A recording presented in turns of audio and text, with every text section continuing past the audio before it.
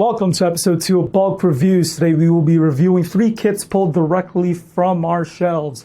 We have 1 Tamiya kit and 2 Revells. Place your bets down below, comment to see which one, preemptively of course, which one will be the best out of the 3. No cheating. And a lot of you will probably say, no need to cheat, it's probably the Tamiya that's the best. Hey, you'll never know, man. Maybe the Revells are actually quite nice, though you would be, forgiven to think the Tamiya is the best. That's just their reputation. In the comments down below, leave your suggestions for the name of this series. Bulk Reviews is still the working title. We don't have an actual title for the series. So, yeah. Let's open up this bad boy, shall we? The Mazda Infini RX-7. If you're not aware, this is a beloved classic. One of the most recommended beginner car kits. Look at this immaculate Tamiya sculpting.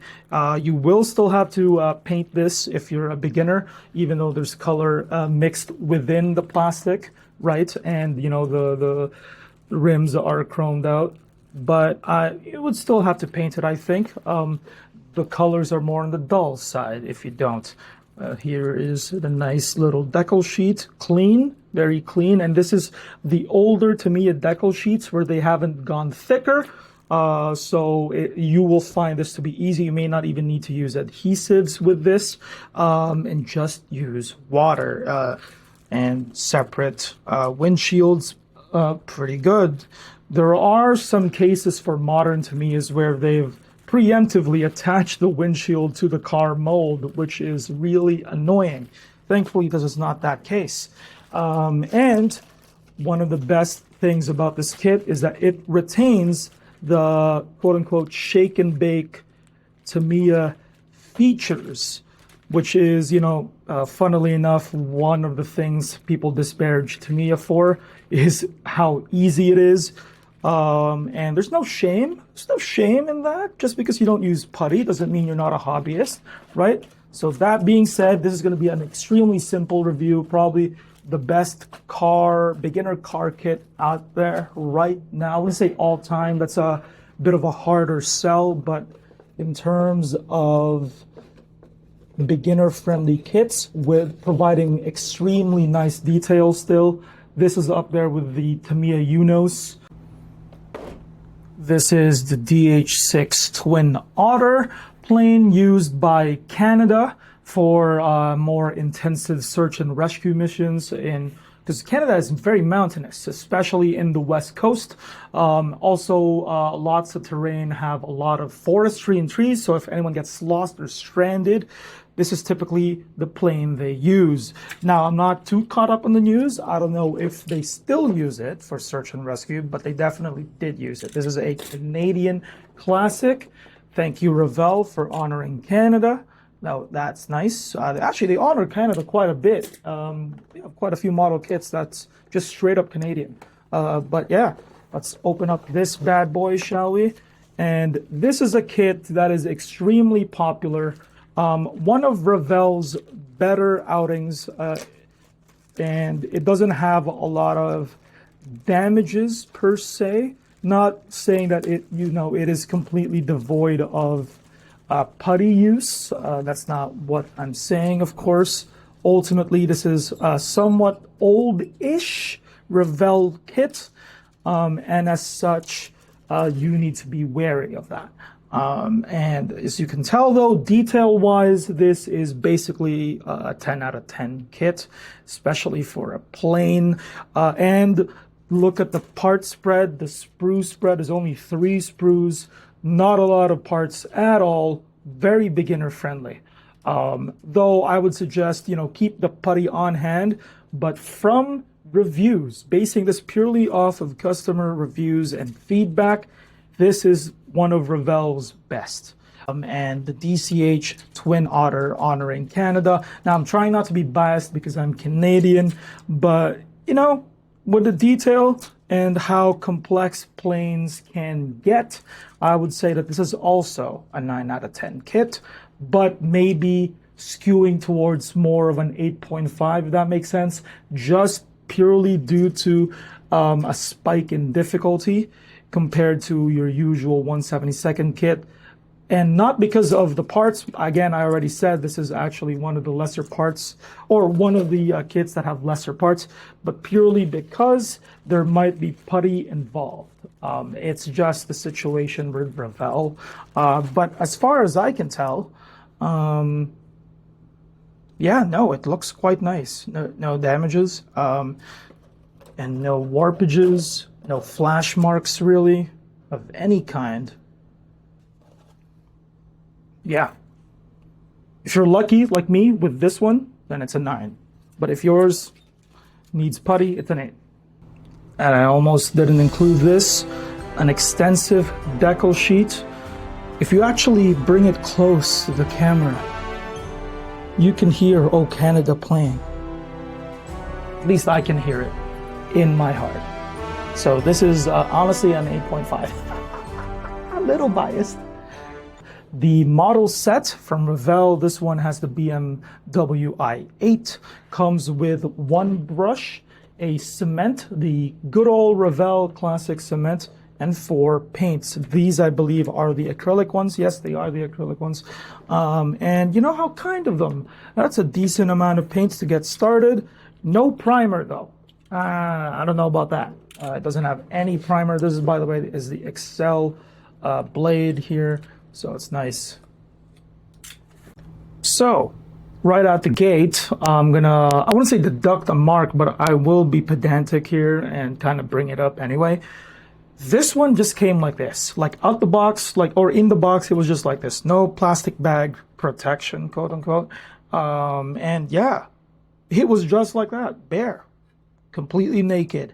And why am I bringing this up? Well, I'm bringing this up because plastic, for, it's flimsy, right? But it protects quite a bit of the parts from getting scratched. And you know what you don't want to get scratched? A car. You don't want to get your car scratched. If this was a tank body, I have no problems, because you can easily dismiss a scratch as battle damage. You can't really do that on a car. What, did you get your car keyed or something? That's not battle damage. That's a salty X. But I will say that the sculpt itself is quite magnificent. This is on par with Tamiya sculpts, basically, this particular one. It is a slightly newer kit, this i8, I will say that. Not their newest, but one of their newer kits. So with 3 in each bag, 3 sprues that is, so that's 6, 7, 8, 9, and then the car body, technically a 10, because it has this stuff here, it may have to trim. That is 10 sprues, implying that this has the most parts out of the 3 kits we have reviewed, or we will be reviewing today. And there are some strange decisions here. Some are petty, and petty on my end for bringing it up anyway. But this one is just strange. What? Well, I guess my age is telling, because I've never seen this. Why would you have something like this for rubber tires? Just leave them be, man. This is so unnecessary. What's the point of this? What, you're going to sand rubber? What? Anyway, no, I can't do the squeeze. And then the petty things is that they just jammed the 3 sprues in a bag. This one's a little bit more forgivable because they do kind of line up with each other, so they won't really have a chance to rub against each other, if that makes sense, in transit. But this one is just haphazardly placed. In fact, look at that. Look at this sprue in the middle sandwich. It's like the burger patty slipping between the buns and falling out. Actually, there's a 4th sprue in here, so really there's 11 sprues. And yeah, this is not good. And why is it not good? For damage. Scratches in particular, little dings here and there. That is more work, more putty work at that, if there are indeed scratches or dings. So keep it on hand. It is getting to a point where I do have to deduct the point. And not that, it is necessarily a bad thing, in fact. But I will say this is a kit that's initially kind of designed to be beginner friendly, but with the amount of parts, this is definitely skewing it towards the beginner friendliness. It's like on the line, it's on the cusp. It's nothing inherently terrible here in terms of difficulty.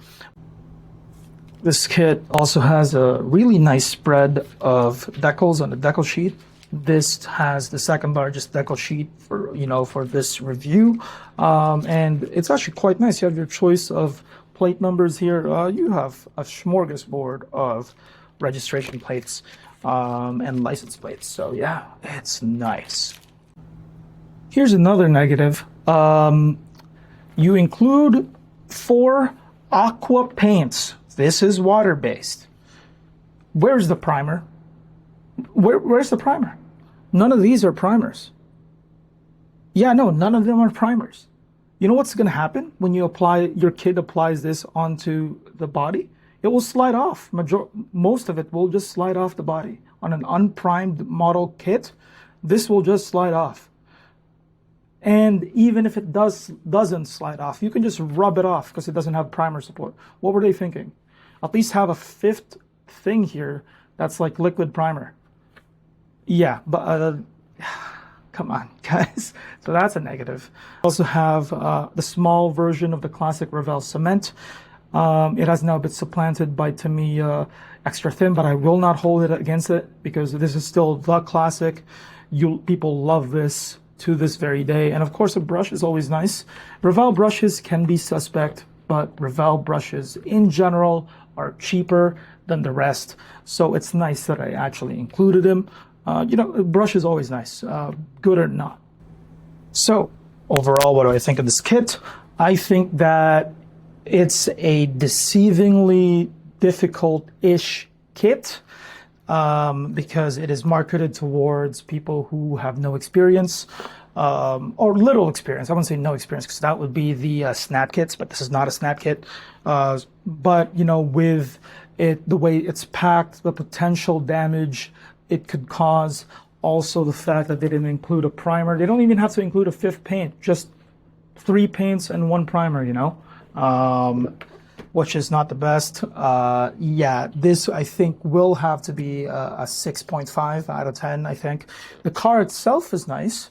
If this was the single kit, I believe I would have given it probably 8.5, an 8, right? But just because of the way it is structured, it's going to have to be a 6.5. So, very obviously in last place will be the BMW i8 starter pack. Deceivingly not a starter pack. You will have a decently hard time. If this was the kit by itself, again, I already mentioned, I would have given it an 8. And then the 2. And then there were 2. Which one do I think is the best? I think, well, if we're talking about purely ease of build, then it's the Infini, but we're talking about overall. This is very close, actually, guys. I'm being so serious. So I ran through the sculpts once more off camera, and I think I have a winner. Just barely, because these are both excellent kits. They're both really popular for a very good reason. But I think I'm going to have to go with the Infini RX-7 as the clear number 1 today. Not clear, actually, barely, just barely. And that is because of the amount of parts, and by that I mean there's very little of it, but the amount of details they crammed. They didn't compromise on the detail. Some people think that they may be trying to cheap out. That's not necessarily true. They may be trying to do that, but they kept the quality nice, and zero quality issues, no flash marks or anything of the sort. It's Tamiya.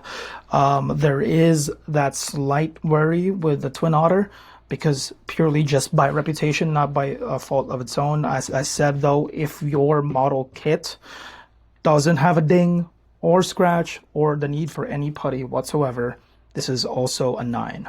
Maybe I'm just a little biased. I also had to suppress my Canadian bias here. I was so close to giving it to him, but ultimately, you cannot beat Tamiya's reliability, I think. It's hard. Also for the price you pay, yeah. So that's it for me today, guys. Thank you so much for watching episode 2 of Bulk Reviews. Again, working title, Drop a comment and suggestion in the comment section below. Yeah, I had a lot of fun there. That was a lot more difficult than I expected. I didn't expect the Twin Otter to be that good of a kit, but I should have expected it because it's always sold out. I actually got lucky. There's 2 more on the shelves today. But yeah, that's it for me. Thank you guys so much for watching. Like and subscribe. Follow us on our social media pages. Links down below, especially for the links for our websites, which contains every other link as well. We're very active on every other social media platform, like TikTok, Instagram, Facebook. We're very active. So follow us, and thank you guys so much for watching. See you next time. Bye-bye.